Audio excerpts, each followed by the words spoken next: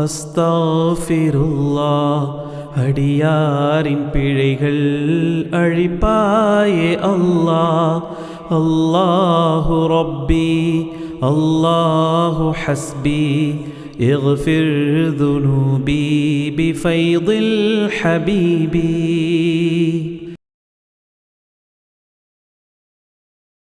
السلام عليكم ورحمة الله وبركاته. الحمد لله رب العالمين. اللهم صل على سيدنا ونبينا ومولانا محمد وعلى آله وصحبه أجمعين. அல்லாஹ்வுடைய மகத்தான கிருபையினால் ரமதானுடைய 16வது இரவு, நாளைய தினம் பத்ரனுடைய இரவு. இஸ்லாமிய வரலாற்றில் 1445 ஆண்டுகளுக்கு முன்னால் ஹிஜ்ரி 2ல நடந்த ஒரு போர். இன்னைக்கு ஹிஜ்ரி 1447, கிபி 624 மார்ச் மாதம் 13வது நாள் பத்ர் என்கிற இடத்தில் நடைபெற்ற ஒரு இஸ்லாமிய போர். 313 சஹாபிகளும் 1000க்கும் மேற்பட்ட எதிரிகளும். போருக்கு அந்த வருஷம்தான் ரமதானுடைய நோன்பு கடமையாயிருக்கு.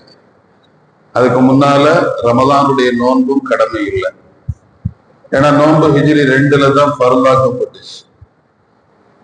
அதுக்கு முன்னால சஹாபிகள் தொடராக நோன்பு நோத்தவர்களும் இல்லை. இந்த வருஷம்தான் 16 நோன்பு வச்சிருக்கிறாங்க. 17வது நோன்பு, அதுலயும் வெள்ளிக்கிழமை.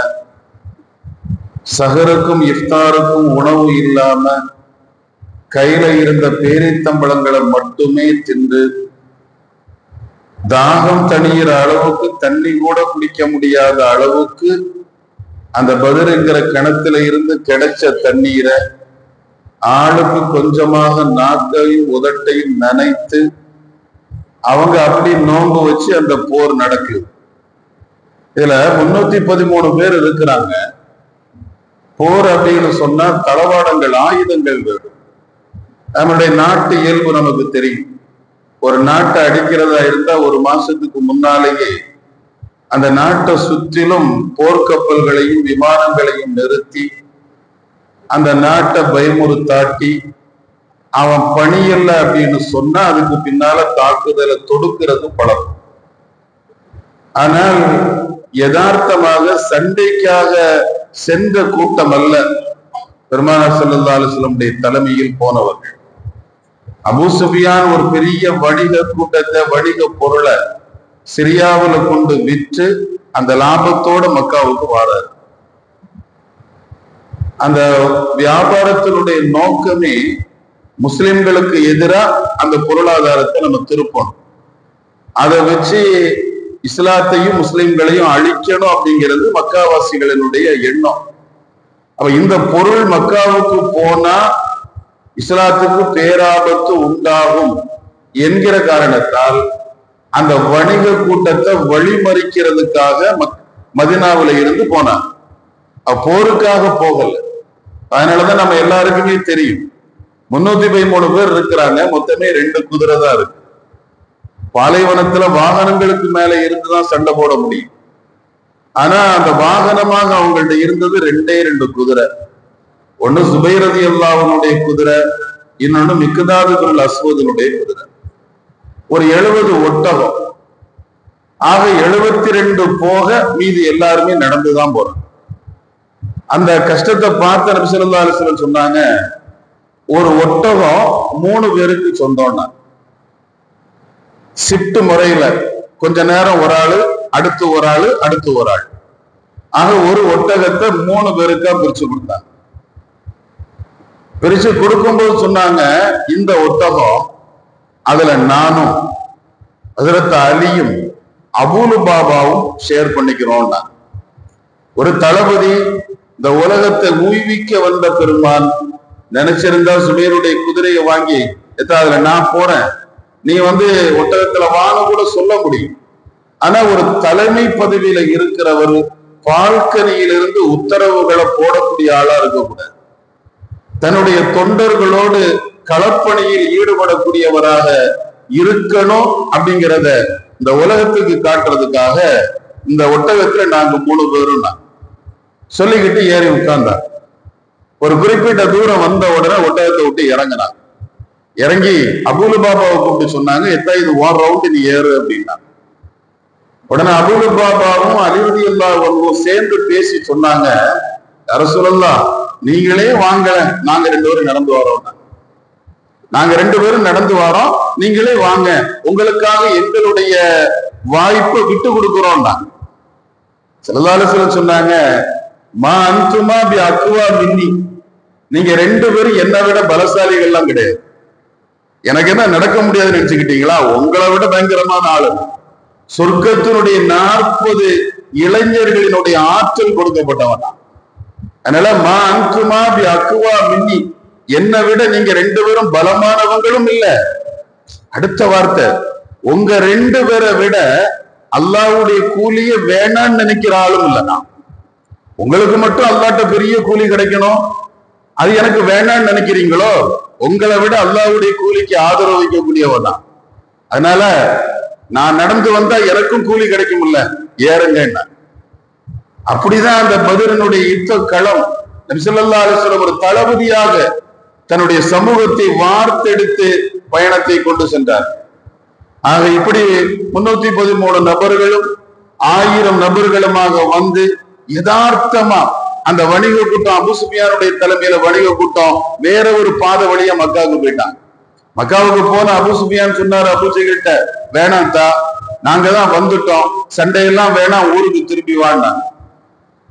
அல்லாஹ்வுடைய நாட்டம் அபூ ஜஹலுடைய மௌத் எங்கதான்? பத்ர்ல தான். அதனால அபூ ஜஹல் பேசினார், அது எப்படி நான் முன் வச்ச கால பின் வைக்க மாட்டேன், அப்படி பின் வச்சா மக்காவாசிகள் என்ன காரித்து போக மாட்டானா? இப்ப ட்ரம்ப் சொல்றாருல்ல, அது மாதிரிதான், நான் முன் வச்ச கால பின் வைக்க மாட்டேன், 2ல 1 பார்க்காம நான் போக மாட்டேன், நாளைய யுத்தத்துல முகமது நபியினுடைய தலையை எடுக்காம நான் வரமாட்டேன். அப்படி யதார்த்தமான ஒரு சூழல்ல திடீரென்று ஏற்பட்ட ஒரு போர். அந்த பத்ரினுடைய காலை நேரம் சுபஹ் தொழுக முடியுது. எதிரிகளை பாக்குறாங்க, குடிச்சு கும்பாலம் அடிச்சு ஒட்டகத்தை அறுத்து பலியிட்டு தின்னு பொம்பளைங்க டான்ஸ் ஆடி அவங்கள உற்சாகப்படுத்துறாங்க. அவன் சந்தோஷமா நிக்கிறான். சஹாபிகளை பாக்குறான், எல்லா முகங்களும் மஞ்சளிச்சு போச்சு பசியினால். ஒழுங்கான உணவு இல்ல, ஒழுங்கான வாகனம் இல்ல, சண்டைனா சண்டையிடுறதுக்கு ஆயுதம் வேணும், கையில ஆயுதம் இல்ல, எதுவுமே இல்ல. அல்லாஹ் இருக்கான், எதுவுமே இல்ல, அல்லாஹ் இருக்கான். இன்னைக்கு எல்லாம் இருக்குது, அல்லாஹ்ட நம்பிக்கை இல்லை. எல்லாம் இருக்குது, அரபு நாடுகள்ல கொட்டி கிடக்குது, அல்லாஹ் எல்லா வளங்களையும் கொடுத்திருக்கிறான். ஆனா மேற்கத்திய கலாச்சாரத்துக்கு அடிமைப்பட்டு அரண்மனைகளை கட்டி வச்சிருக்காங்களே தவிர ஈமானிய நம்பிக்கை இல்லை. யாராவது ஒருத்தன் தான் என்ன காப்பாற்ற முடியும், அதனால என் நாட்டுல உன் தளத்தை நீ வை, என் பக்கத்துல இருக்கிற முஸ்லிம் நாடு என்ன அடிச்சான்னா அவரை நீ அடி, நீ அடிக்கிறதுக்காக என் நாட்டுல நான் தளம் தர்றேன், அதுக்கு நான் தயாரா இருக்கிறேன். ஏன்னா அல்லாஹ்வுடைய நம்பிக்கை எனக்கு இல்ல, வல்லரசுகளினுடைய உதவிதான் எனக்கு வேணும்ங்கிற எதிர்பார்ப்பு. இந்த படம் போயிட்டு இருக்குது, 313 பேர் போறாங்க. போகும்போது ஒருவர் புதுமுகத்துல ஒருவர் வர்றார். வந்தவர் சொல்றாரு, நான் முஸ்லிம் இல்ல, நான் முஸ்லிம் இல்லாத மனுஷன்தான், ஆனா நீங்க மக்காவாசிகளை அடிக்க போறீங்கல்ல, அவங்களுக்கும் எனக்கும் ஏற்கனவே ஒரு பஞ்சாயத்து இருக்கு, அதனால உங்க கூட சேர்ந்து அவங்கள நானும் அடிக்கிறேன், உங்க பட்டாளத்துல என்னையும் சேர்த்துக்குங்கன்னு அவர் சொல்றாரு. ஸல்லல்லாஹு அலைஹி வஸல்லம் சொன்ன வார்த்தை, லா அஸ்தஈனு பி முஷ்ரிகின், அல்லாஹ்வை நம்பாத ஒருவன்ட்ட நான் உதவி தேட மாட்டேன். அல்லாஹ்வை நம்பாத ஒருவனை வச்சு எதிரிகள்கிட்ட சண்டையிடுங்கிற மனநிலை என்கிட்ட இல்ல, அதனால நீ எனக்கு தேவையில்லைன்னா. வாலண்டரியா தானா நான் உதவிக்கு வர்றேன்னு சொன்ன ஒரு ஆளு, அவர் அல்லாஹ்வுடைய நம்பிக்கை இல்லாதவர்ங்கிறதுனால அவரை ஓரம் கட்டினாங்க, அவரை வேணான்னு சொன்னாங்க. அந்த வேணான்னு சொன்ன நிலையை பார்த்து அந்த மனுஷரு அந்த இடத்துல முஸ்லீம் ஆகிறார். இஸ்லாத்தை ஏற்று, ஈமான் தானே பிரச்சனை, ஈமான் இல்லைங்கிறதுனாலதான் என்ன வேணான்னு சொல்றீங்க, அப்ப நான் மூமின் ஆகுறேன், ஈமானை ஏற்றுக்கிறேன், என்ன கூட்டிட்டு போங்கன்னாங்க. அவர் ரசூலுல்லாஹி ஸல்லல்லாஹு அலைஹி வஸல்லம் கூட்டிட்டு போனாங்க. இப்ப இதுதான் பெருமானார் ஸல்லல்லாஹு அலைஹி வஸல்லம் பத்ர்ல கிடைத்த வெற்றிக்கான காரணங்கள். எனக்கு எந்த உதவியும் தேவையில்லை. ஏன்னா மக்காவுல மதீனாவுல சிறுபான்மையா இருக்கிறேன். மக்காவினுடைய பெரும்பான்மை கூட்டம் உலகத்துல 313 முஸ்லிம்கள் தான். ஆனா உலகம் ஃபுல்லா முஸ்லிம் அல்லாதவர்கள் நிறைஞ்சு போய் இருக்கிறாங்க. அவங்களுக்கு முன்னால நான் ஒரு சிறுபான்மை. இந்த சிறுபான்மையா இருக்கிறவன் பெரும்பான்மையை அரவணைச்சுதான் போகணும். பெரும்பான்மையானவன் தான் ஏதாவது ஒண்ணு நமக்கு நடந்தா ஓடி வந்து காப்பாத்துவான் அப்படிங்கிற எந்த மனநிலையும் இல்ல. எனக்கு நான் பெரும்பான்மையானவன். ஏன்னா நான் எண்ணத்துல சிறியவனா இருந்தாலும் அல்லாஹ் என்கிற வலியும் என்னோட இருக்கிறான். அந்த மனநிலை ஆழமா நின்னதனுடைய விளைவும் அல்லாஹ் வெற்றியை கொடுத்தான். குர்ஆன் சொல்லுது, பத்ரை பத்தி அல்லாஹ் பேசும்போது சொல்றான், வலக்கது நஸரக்கும் அல்லாஹு பி பத்ரி. அல்லாஹ் உங்களுக்கு பத்ர்ல உதவி செஞ்சான். ஏன் உதவி செஞ்சான்? வஅன்தும் அதில்லா, நீங்கள் ஒன்றுமற்றவர்களாக நின்றீர்கள், இழிவடைந்தவர்களாக நின்றீங்க. அல்லாஹ்வே, நான் இழிவா இருக்கிற நீ கண்ணியமானவன், நான் இழிவானவன் நீ கண்ணியமானவன், நான் ஒண்ணும் இல்லாதவன் எல்லாம் உள்ளவன் நீ, நான் ஆற்றல் இல்லாதவன் நீ ஆற்றல் உள்ளவன். அவன்கிட்ட எல்லாம் இருக்குது, அவன்கிட்ட நீ இல்ல, என்கிட்ட எதுவுமே இல்ல, ஆனா நீ இருக்கிற. அப்படி இருக்கிறதுனால நீ எனக்கு வெற்றியை தருவாய் என்கிற அந்த நம்பிக்கை வந்த போது அல்லாஹ் சொல்றான், அல்லாஹ் உங்களுக்கு பதில் அதுக்கு உதவி செஞ்சான். அப்ப பத்ர் போர்ங்கிறது சமூகத்திற்கு தெரிகிற பாடம். ஒரு பெரிய பாடம் என்ன அப்படின்னா, அந்த பத்ருக்கு போகும்போது சஹாபிகளுடைய மனநிலை சொல்ல பெருமானாருக்கு தெரியும், இந்த போர்ல நமக்கு அல்லாஹ் வெற்றியை தருவான் நல்லாவே தெரியும். ஆனால் சஹாபிகளுடைய மனநிலையை பார்க்கணும்ல. அவங்க என்ன மனநிலை இருக்கிறாங்க, என்ன பின்பற்றிய என் பிள்ளைங்க என் மனநிலையில இருக்கிறாங்களா? ஒரு ராணுவம் அப்படிங்கிறது தளபதியினுடைய மனநிலை வீரர்கள்ட்டையும் இருக்கணும். வீரர்களுடைய மனநிலை வேற, தளபதியினுடைய மனநிலை வேற. அப்படின்னா அந்த படை எந்த காலத்திலையும் ஜெயிக்காது, அது தோல்வி அடையதான் செய்யும். அதனால தோழர்களினுடைய மனநிலையை அறியறதுக்காக கிளம்புறதுக்கு முன்னால எல்லாரையும் வச்சுக்கிட்டு கேட்டாங்க, பத்ருக்கு அவங்க வர்றாங்களாம், நாம சண்டையிடுறதுக்காக ஆயத்தமாகல, அஷீரு அலைய ஐயுஹன் நாஸ், மக்களே எனக்கு ஆலோசனை சொல்லுங்க, எனக்கு ஆலோசனை சொல்லுங்க, ஆலோசனை சொல்லுங்கன்னு சொன்ன உடனே அதுல மக்காவில இருந்து வந்த மிக்தாத் இப்னுல் அஸ்வத் ரலியல்லாஹு அன்ஹு எழும்புறாங்க. எழும்பி சொன்னாங்க, யா ரசூலல்லாஹ், லா நகூலு கமா காலத்து பனு இஸ்ராயில். மூசா நபியினுடைய கூட்டம் சொன்ன மாதிரி நாங்க சொல்ல மாட்டோம். மூசா அலைஹிஸ்ஸலாமுடைய கூட்டம் ஜபாபிராக்களோடு சண்டையிடுறதுக்காக மூசா நபி கூட்டிட்டு போனாங்க. குர்ஆன்ல வர்ற வரலாறு கூட்டிட்டு போய் பார்த்தா அந்த ஜபாபிராக்கள் சர்வாதிகாரிகள் எல்லாம் உயரமா இருக்கிறான், ஒரு மலை உயரத்துக்கு இருக்கிறான், ரொம்ப பாடி பில்டரா இருக்கிறான், இவங்க எல்லாம் ரொம்ப பலகீனமானவங்களா இருக்கிறாங்க உடல் எடை ரீதியில. இதை பார்த்த உடனே அந்த கூட்டம் பயந்துருச்சு.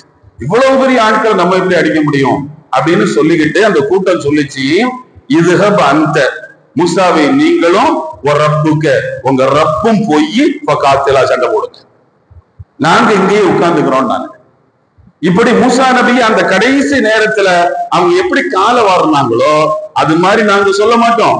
நாங்க உங்களுடைய வலப்புறம் இடப்புறம் முன்னால பின்னால சூழ்ந்து நின்று இஸ்லாத்துக்காக அல்லாஹ்வுக்காக நாங்க சண்டையிடுவோம் அப்படின்னு சொன்ன உடனே நபி ஸல்லல்லாஹு அலைஹி வஸல்லம் ஏத்துக்கிட்டாங்க. அவருடைய வார்த்தையை ஏத்துக்கிட்டு திரும்பவும் சொன்னாங்க, அஷீரு அலைய ஐயுஹன் நாஸ், மக்களை எனக்கு ஆலோசனை சொல்லுங்களேன்.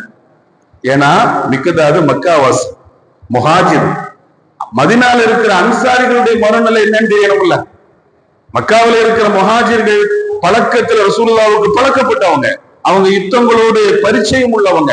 ஆனா இந்த மதீனத்து பிள்ளைங்க இவங்களுடைய மனநிலை என்ன, இதை தெரியணும்னு சொல்லிட்டு மீண்டும் சொன்னாங்க, எனக்கு ஆலோசனை சொல்லுங்க. அதுல சஅத் இப்னு முஆத் ரலியல்லாஹு அன்ஹு எழும்புனாங்க, துரீதுனா யா ரசூலல்லாஹ், நீங்க எங்களை தான் மனசை வச்சு பேசுறீங்களோ, நாங்க எப்படி போர்ல இருப்போம் அப்படிங்கிறத நினைச்சுதான் நீங்க பேசுறீங்களோ? சிலதாக சொன்னாங்க, ஆமத்தான், உங்க விஷயத்துல நீங்க எனக்கு ஒரு கேரண்டி உத்தரவாதம் தரணும், நீங்க சொல்லுங்க. அதுல சஅத் இப்னு முஆதும் சஅத் இப்னு உபாதாவும் எழும்புனாங்க. எழும்பி ரெண்டு பேரும் சொன்னாங்க, யா ரசூலல்லாஹ், வர்ற கூட்டத்தை அடிச்சு கடல்ல புதைங்கன்னு சொன்னாலும் புதைப்போம், ஆழமா குழி தோண்டி நெருப்ப முட்டி அதுல விழுன்னு சொன்னாலும் விழுவோம், கடலை காட்டி குதின்னு சொன்னாலும் குதிப்போம். நாங்க உங்களை இங்க கூட்டிட்டு வந்து ஈமான் கொண்டு உண்மைப்படுத்தி உங்களோட இருக்கிற கூட்டம் எந்த வகையிலும் மக்காவாசிகளுக்கு நாங்க சளைத்தவர்கள் அல்ல. எங்களுடைய வீரத்தை நாளைக்கு போர் நடக்குமே ஆனால் நீங்க பாப்பீங்கன்னு சொன்னாங்க. ஸல்லல்லாஹு அலைஹி வஸல்லம் சொல்றாங்க, ஹதீஸ் அறிவிக்கிற இப்னு மஸ்ஊத் ரலியல்லாஹு அன்ஹு சொல்றாங்க, இந்த வார்த்தையை கேட்ட உடனே நான் ரசூலுல்லாஹ்வுடைய முகத்தை பார்த்தேன், அஷ்ரக வஜ்ஹுஹு, பிரகாசமாயிடுச்சு, சந்தோஷம், மகிழ்ச்சி. என் கூட இருக்கிற பிள்ளைங்களும் என்ன மாதிரியே இருக்கிறான். அதான் ஒரு தளபதியினுடைய நிலை ராணுவ வீரருடைய மனநிலையோடு ஒத்து வரும்போதுதான் அங்க ஒரு ஒற்றுமை, ஐக்கியம் உண்டாகுது. எந்த இடத்துல ஐக்கியம் இருக்குதோ அங்க அல்லாஹ்வுடைய உதவி. அதனாலதான் பத்ரினுடைய தார்மீக மந்திரம் ஹஸ்புனல்லாஹு வ நிஅமல் வக்கீல், அல்லாஹ் எங்களுக்கு போதும். அல்லாஹ் எங்களுக்கு போதும்னு நினைச்சதுனால அல்லாஹ் எல்லா வகையிலும் வெற்றியை தந்தான். நாம் நம்முடைய ரமலானுடைய இந்த நோன்பு அல்லாஹ் அப்படிங்கறத நமக்கு உண்டாக்குற ஒரு நேரம். ஏன்னா இறைவன் பசி இல்லாதவன், தாகம் இல்லாதவன், இச்சை இல்லாதவன், எந்த விஷயங்களுக்கும் அப்பாற்பட்டவன். அவனுடைய குணம் ஒரு மனிதனிடத்தில் ஏறத்தாழ 13 மணி நேரம் ஓடுது. அந்த 13 மணி நேரம் அவர் பசி இல்லாம இருக்காரு, சாப்பிடாம இருக்கிறாரு, குடிக்காம இருக்கிறாரு, இச்சையை தணிக்காம இருக்கிறாரு. அவன் இறைவனுடைய குணம் உள்வாங்கப்படுகிற ஒரு காலகட்டம் நோம்பு. நப்ச படைச்ச அல்லாஹ் நப்சிட்ட கேட்டான், நீ யாரு நான் யாருன்னு கேட்டான். அது சொல்லிச்சு, நீ தான் நான் தான் சொல்லிச்சு, துமுறா பேசிச்சு. அந்த நப்சு தான் நம்மள்ட்ட இருக்கு அப்படின்னு உடனே அல்லாஹ் என்ன செஞ்சான், அப்படியா மலக்குமார்கிட்ட சொல்லி ஒரு 100 வருஷம் பட்டினி ஒதுக்கி போடுனா, ஒண்ணும் கொடுக்காதேன்னா. ஒண்ணும் கொடுக்காம நைய புரட்டி எடுத்ததுனால கூப்பிட்டு அல்லாஹ் கேட்டான், நீ யாரு நான் யாரு. அப்பதான் அது சொல்லிச்சு, அந்த ரப்பி ஆனா அப்துக்க, நீ என் எஜமா, நான் உனது அடிமைன்னு சொல்லிச்சு. அவன் அல்லாஹ் அந்த நப்ச பக்குவப்படுத்துறதுக்கு அவன் தேர்ந்தெடுத்த மந்திரம் பசி. அந்த பசி ரமலான்ல இருக்கு. அந்த மார்க் அடிப்படையில நோன்பு வச்சா, மார்க் அடிப்படையில நோன்பு வச்சா அந்த பசி ரமலான்ல இருக்கு. அப்ப அந்த பசி அதிகமாகும் போது நப்சு கட்டுப்படும். நப்சு கட்டுப்படும் போது அல்லாஹ் நீதான் கதி, உன விட்டா எனக்கு யாரும் இல்லை என்கிற மனநிலை அப்படியே ரிட்டர்ன் வரும். அந்த மனநிலை எங்க அதிகமாகுதோ அந்த நப்சோடு இருக்கிற மனுஷன் எது கேட்டாலும் அல்லாஹ் கொடுக்கிறான். அப்படிப்பட்ட மகத்தான பாக்கியத்தை அல்லாஹ் நமக்கு தந்தருள் புரிவானாக. பத்ரீன்களுடைய பொருட்டால் வாஹிரு தஅவானா அல்ஹம்துலில்லாஹி ரப்பில் ஆலமீன். சுப்ஹானல்லாஹி வ பிஹம்திஹி, சுப்ஹானக அல்லாஹும்ம வ பிஹம்திக, அஷ்ஹது அன் லா இலாஹ இல்லா அன்த, அஸ்தக்ஃபிருக வ அத்தூபு இலைக். சுப்ஹான ரப்பிக ரப்பில் இஸ்ஸத்தி அம்மா யசிஃபூன், வ ஸலாமுன் அலல் முர்ஸலீன், வல்ஹம்துலில்லாஹி ரப்பில் ஆலமீன். பிஹக்கி ஸல்லல்லாஹு அலா முஹம்மத் ஸல்லல்லாஹு அலைஹி வஸல்லம், ஸல்லல்லாஹு அலா முஹம்மத் ஸல்லல்லாஹு அலைஹி வஸல்லம், ஸல்லல்லாஹு அலா முஹம்மத் ஸல்லல்லாஹு அலைஹி வஸல்லம்.